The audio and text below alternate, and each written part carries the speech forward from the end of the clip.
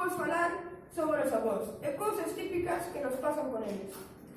A vos non sei se os pasa, pero cando vais a comer a casa dos vosos avós, os dan fontes de comida enormes, como do tamaño de Pobra a Santiago, e despois de que comedas todo, cherín, quedaches con fame. E ti, cunha barriga de forma de balón de fútbol. E pensando nos cliños máis, lle dis, nin os deportistas van a poder baixar estes cliños.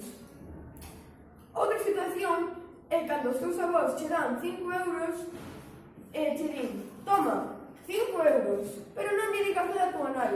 E tua nai ali presionándote para que lle des os 5 euros. Se os das, entón pasa un tempo e lle dis, nai, dame os 5 euros. E che di, que 5 euros? Que dis? Eu non che demo nada.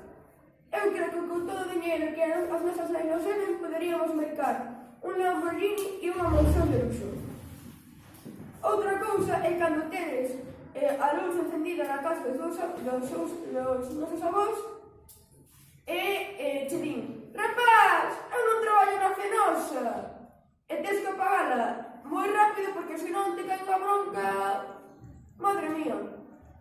Outra situación é cando estás co teu avó e che empieza a contar batallitas de que foi a guerra, que disputou un partido de fútbol e ganou moitos millóns, pero se fixo pobre de repente, despois foi un sono.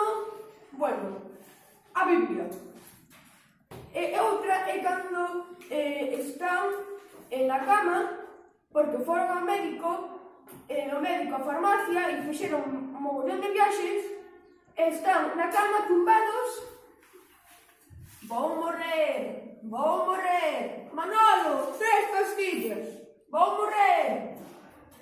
Bueno, outra é cando están na praia fan ali un despliegue de todo van abrigados de arriba abaixo e ti ali bañador, bañándote na praia e os ves e che empeza a meter un calor na tua mente e che di, tes frío.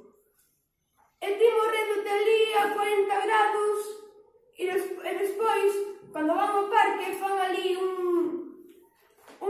redondel, empezan a contar que lle doe máis a perna e despois dimo, a mí me doe a perna e outro di, a mí me doe as dos e así as dúas e así están todo o día as bataliñas.